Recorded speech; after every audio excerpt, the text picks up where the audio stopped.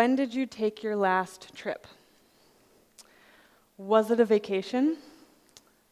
Was it a journey? Or was it a pilgrimage? Travel is now more popular than it has ever been before. In the mid-90s, there was a UN report that projected that by the year 2000, travel would be the most popular business in the world. In 2013, 214,000 people walked the famous Camino pilgrimage route that goes through Spain and France and ends in Santiago de Compostela, doubling the number of walkers in just 7 years. In 2013, a staggering 1.2 million people visited Machu Picchu. That's a 700% increase in just a few decades. People are certainly traveling more, but they're also changing how they travel. People are increasingly interested in visiting sacred sites and spiritual destinations. Ancient ruins, Gothic cathedrals, burial mounds. Tourists are flooding these places, seeking spiritual awakening and transformation. People are yearning for deeper purpose. This sense of yearning pervades our culture. We are stressed, we are overworked, we're busy. We are increasingly dependent on devices and computers. We crave true connection. These devices and computers have certainly made us more efficient and productive, but not happier. In many ways, our culture is devout of deeper meaning and purpose. So with this collective discontent, all types of people across backgrounds, lifestyles, ages, are leaving their homelands for a while to find themselves. And yet, many people return from a vacation or return from a trip feeling like they need a vacation from their vacation, right? Or they apply that same sense of busyness and chaos to the travel experience. Or they have high hopes of arriving at some amazing place and feeling a deep emotional transformation, something meaningful and moving, but they're disappointed when the trip doesn't quite live up to their expectations. I think that wrapped up in so much doing and achieving, we have forgotten how to be. Phil Cousineau, author of The Art of Pilgrimage, writes the following: "We may log impressive miles in our travels, but see nothing. We may follow all the advice in the travel magazines and still feel little enthusiasm. Many people have a longing for something more than what their travels are giving them." For conscious travel to have a bigger impact on us and to give us opportunities to find ourselves, there are some specific practices that can guide us and light the way.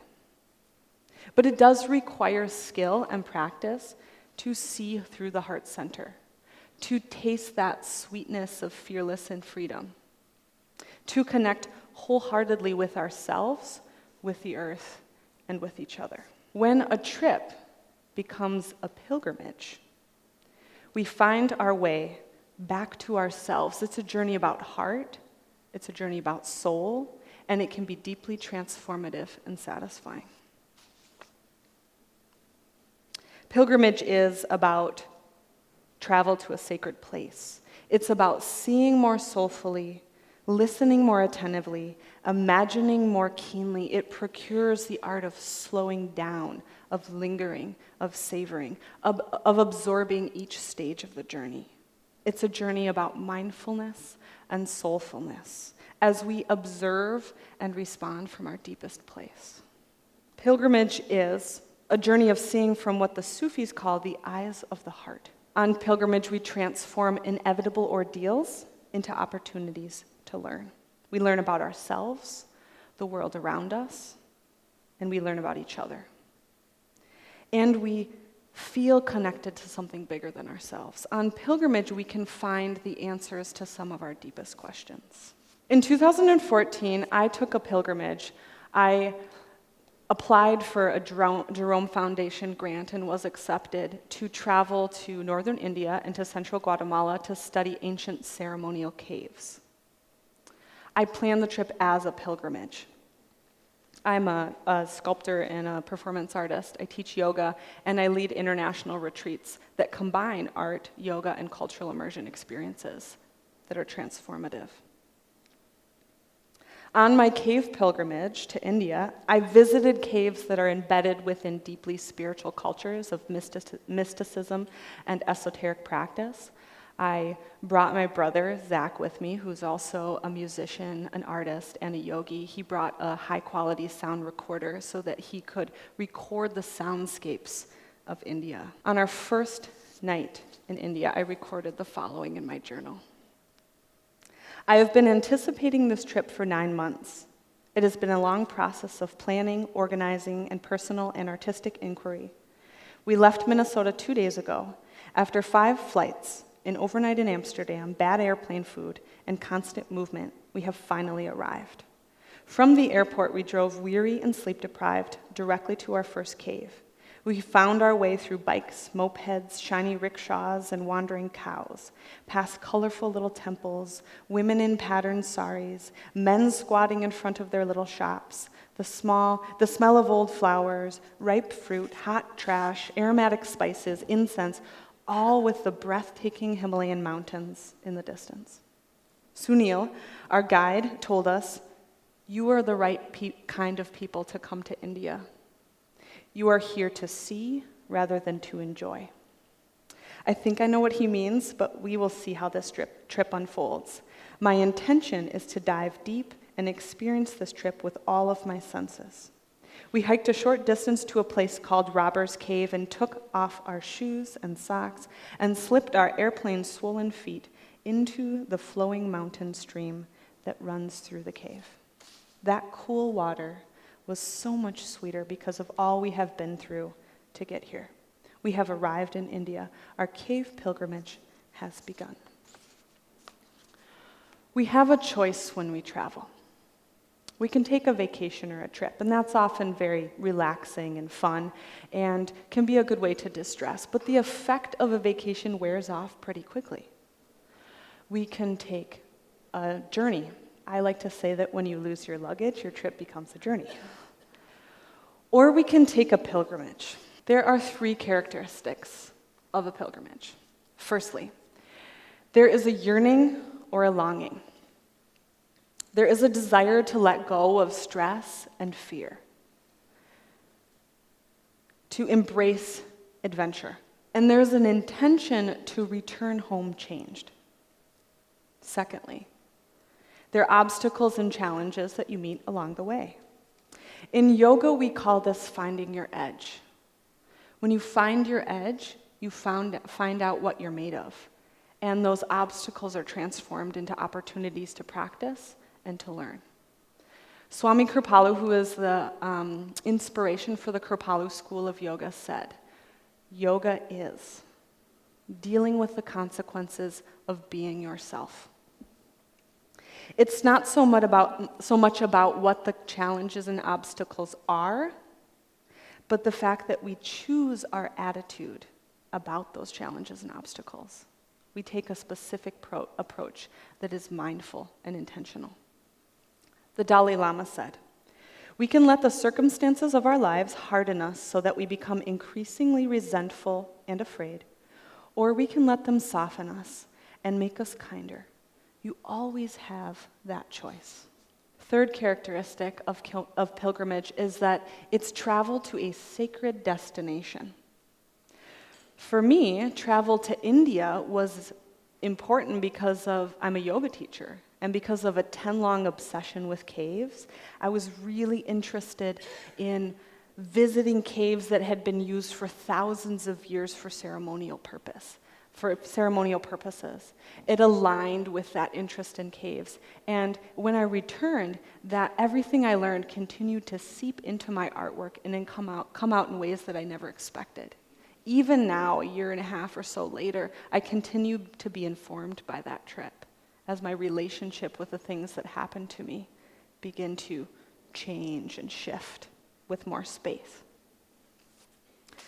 Sacred destination need not be an exotic or faraway place.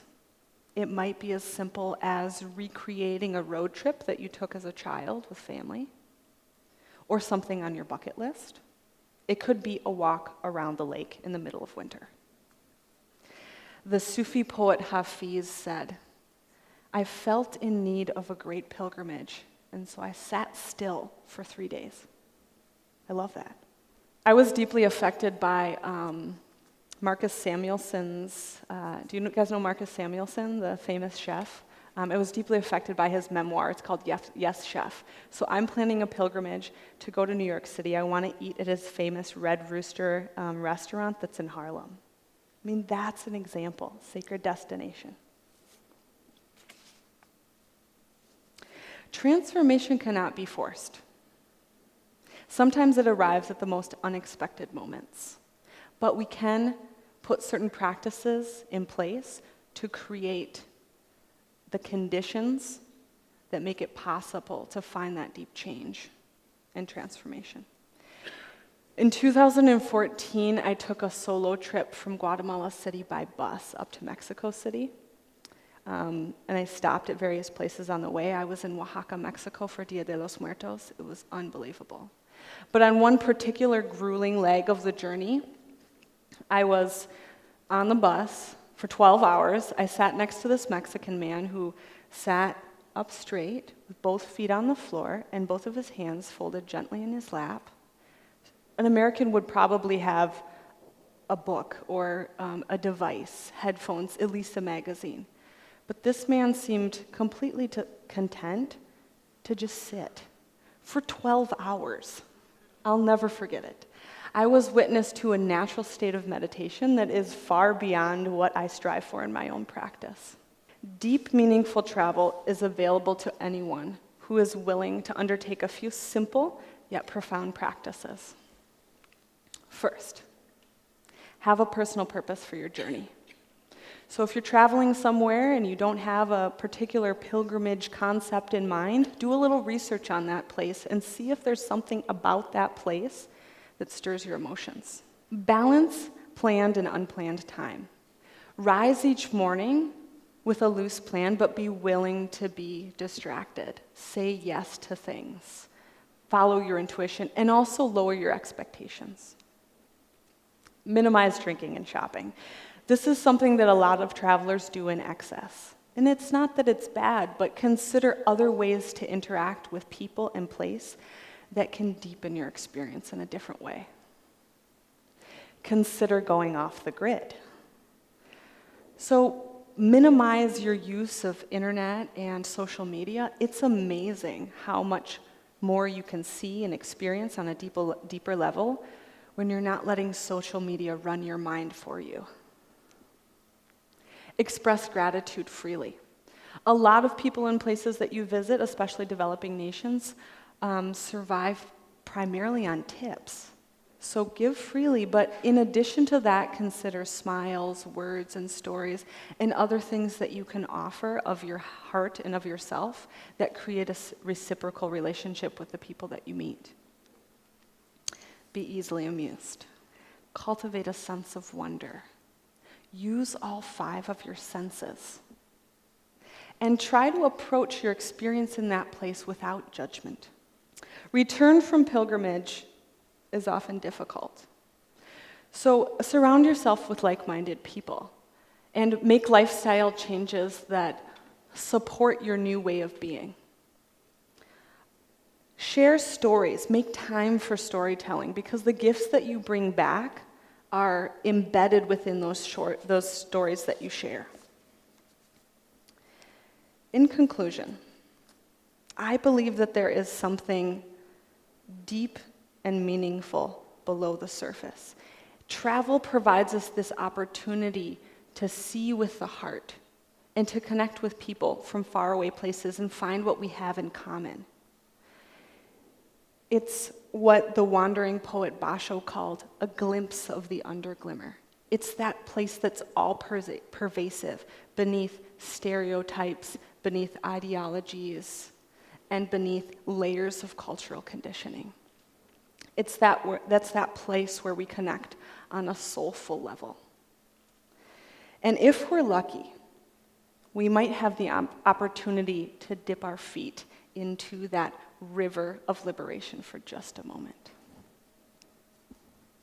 Happy trails. Thank you.